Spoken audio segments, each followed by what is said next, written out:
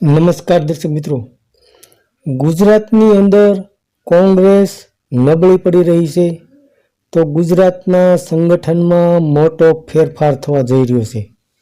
ગુજરાતમાં આવનારા સમયમાં કોંગ્રેસ પાર્ટીની અંદર ખૂબ જ નવા જૂની થવાના એંધાણ વર્તાઈ રહ્યા છે. કારણ કે ગત વિધાનસભાની ચૂંટણી અને ગત લોકસભાની ચૂંટણીમાં ગુજરાતની અંદર કોંગ્રેસે જેવું જોઈએ તેવું ચૂંટણીની અંદર સારો દેખાવ કર્યો નથી. ગત લોકસભાની ચૂંટણીની અંદર 26 લોકસભાની સીટમાંથી ફક્ત બનાસકાંઠાની સીટ જ કોંગ્રેસના ગેનીબેન ઠાકોર જીત્યા છે.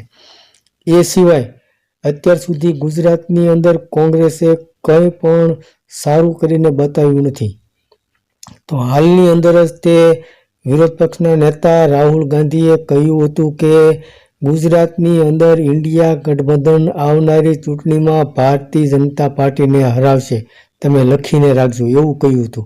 ત્યારબાદ રાહુલ ગાંધી ગુજરાતમાં આવ્યા હતા અને એવી પણ ચર્ચા હતી, એવી પણ વાત વહેતી થઈ હતી કે શક્તિસિંહ ગોહિલને, ગુજરાત કોંગ્રેસના અધ્યક્ષ શક્તિસિંહ ગોહિલને તમામ પ્રકારની છૂટ આપવામાં આવશે કે તેઓ હવે પછી કોંગ્રેસના સંગઠનમાં ખૂબ જ મોટા ફેરફાર કરી શકશે. તો હાલમાં કોંગ્રેસ ભારતીય જનતા પાર્ટીની સામે ગુજરાતની અંદર ખૂબ જ નબળી છે. તો આવનારા સમયમાં કોંગ્રેસની અંદર ખૂબ જ મોટા ફેરફાર થઈ શકે તેવી શક્યતા છે. ઘણા બધા મોટા નેતાઓના પદ બદલી શકે તેમ છે, કોઈને સારી જવાબદારી પણ આપવામાં આવે તેમ છે. કારણ કે સંગઠનની અંદર મોટા ફેરફાર થશે તો જ સંગઠન મજબૂત થશે અને કાર્યકરો, જે કોંગ્રેસના કાર્યકરો છે તેમને પણ નજરઅંદાજ નહીં કરવામાં આવે. તો કોંગ્રેસના કાર્યકરો જે છે તે હાલની અંદર અમદાવાદની અંદર જે પથ્થરમારો થયો હતો તેમાં કોંગ્રેસના કાર્યકરોને છોડાવવા માટે કોંગ્રેસ પાર્ટીએ જે મથામણ કરી હતી તેને લઈને કોંગ્રેસને સપોર્ટ આપવાની પણ વાત થઈ રહી હતી.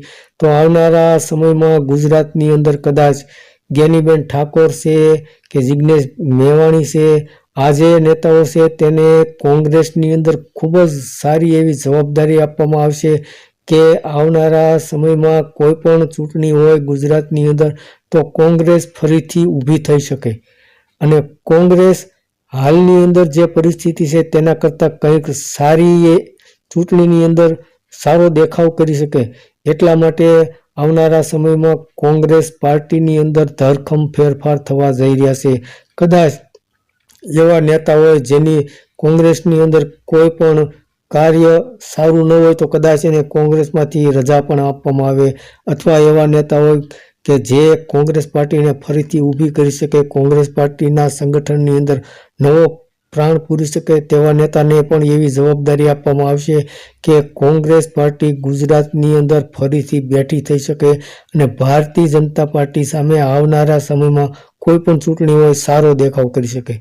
તો દર્શક મિત્રો, કોંગ્રેસ પાર્ટી ગુજરાતની અંદર કંઈક નવા જૂની કરવા જઈ રહી છે. હાલમાં તો એવા સમાચાર મળી રહ્યા છે કે ગુજરાત કોંગ્રેસની અંદર ધરખમ મોટા ફેરફારો થવા જઈ રહ્યા છે. ધન્યવાદ દર્શક મિત્રો.